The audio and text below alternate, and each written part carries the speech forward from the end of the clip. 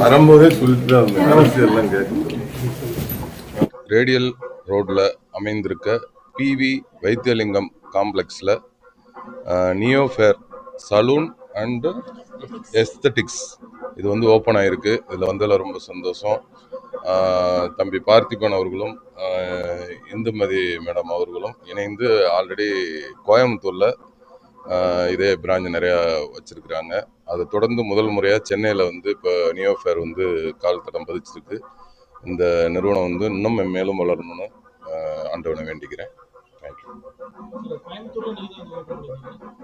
ஆமாம், கோயம்புத்தூரில் ஓப்பன் பண்ணோம். அது நல்லபடியாக போயிட்டுருக்கு, சக்ஸஸாக போயிட்டுருக்குன்னு சொன்னாங்க. ரொம்ப சந்தோஷமாக இருக்குது. அதே மாதிரி இந்த நியோஃபேரும் சென்னையில் சக்ஸஸ்ஃபுல்லாக போவோம். ஏன்னா அவங்களோட அந்த குவாலிட்டி வந்து ரொம்ப அருமையாக இருக்குது.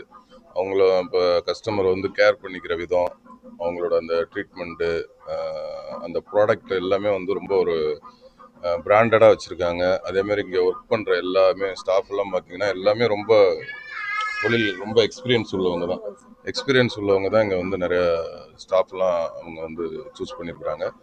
அதனால இவங்களோட அந்த ஒர்க்கு வந்து ரொம்ப சுத்தமாக இருக்கும். அதனால கஸ்டமர் வந்தாங்கன்னா அடுத்து எங்கேயுமே போக மாட்டாங்கங்கிற அந்த ஒரு கான்ஃபிடென்ட்டு இந்த நியோஃபேர் வந்து கண்டிப்பாக கூப்பிட்டா போக வேண்டியதான். தம்பி கூப்பிட்டா உண்டு, இந்துமதி மேடமும் தம்பியும் கூப்பிட்டா போவோம். அப்படின்னா அவங்கள்ட்ட தான் கேட்கணும். கோயம்புத்தூர்ல ஓப்பன் பண்ணாங்க, என் தம்பி அன்பு தம்பி கோயம்புத்தூர்ல ஓப்பன் பண்ணாங்க, போனோம்.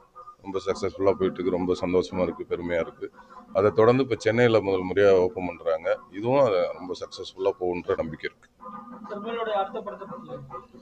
அடுத்து 7ஆம் பொருத்தம்னு ஒரு படம், அப்புறம் வந்து சிம்பு தேவன் அண்ணன் அவரோட ஒரு படம், அது இப்போ தான் முடிஞ்சிருக்குங்க. அடுத்து இன்னொரு படம் ஒன்றும் பேர் வைக்கல. இப்போ நீங்க வெள்ளித்திரையில காண்றதை விட சின்ன திரையில வந்து அதாவது சோசியல் மீடியா தக்கு லைஃப்னு சொல்ல வரீங்க. படங்கள் வந்து நீங்க நடிச்சிருக்கீங்க, அது நிறைய ஹிட் கொடுத்துருக்கு. அதை எப்படி பாருங்க? வெப் சீரிஸ் சொல்றீங்களா? வெப் சீரிஸ் வந்து 2 பண்ணேன். விலங்கு ரொம்ப நல்லா போச்சு. ஓம் காளி ஜெய் காளி அதுவும் ரொம்ப நல்லா போச்சு.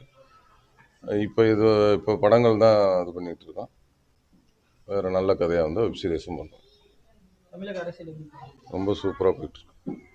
அழைப்பு வந்தா போய் சேர்றதுக்கு வாய்ப்பு இருக்கா? இல்ல அரசியல் முதலமைச்சரா பதவி ஏற்கிறதுக்கு முன்னாடி தேர்தலுக்கு முன்னாடி ஏதாவது அழைப்பு வந்திருக்கா உங்களுக்கு? இல்லை, என்ன அவர் சிஎம் சாரை ரொம்ப பிடிக்கும். ஏன்னா அவர் உங்களுக்கே தெரியும், கில்லி படத்தில் நான் நடித்தேன். கில்லி படத்தில் வந்து அவரோட பழகிறதுக்கான ரொம்ப ஒரு அனுபவம் கிடைச்சிது. ரொம்ப ஒரு மென்மையான ரொம்ப பாசமாக இருப்பார். எல்லா விஷயத்தையுமே ரொம்ப கூர்ந்து கவனிப்பார். அந்த ஒரு ஆற்றல் வந்து அவர்கிட்ட பேசிக்காகவே இருக்குது. எதையுமே எடுத்தங்கத்தோன்னு இல்லாமல் ரொம்ப எல்லாமே ஒரு கூர்ந்து கவனித்து அந்த அவர் சும்மா நம்ம உட்காந்துருக்க மாதிரியே தான் இருக்கும். ஆனால் அவர் ரொம்ப கவனிப்பார், ரொம்ப எஃபர்ட் போடுவார், மெனக்கெடுவார். அந்த மாதிரி படத்துக்கே அவ்வளோ மெனக்கெடுக்கும் போது நாட்டுக்கு எவ்வளோ மெனக்கெடுவார். சூப்பராக பண்ணிட்டு இருக்காரு. தேங்க்யூ.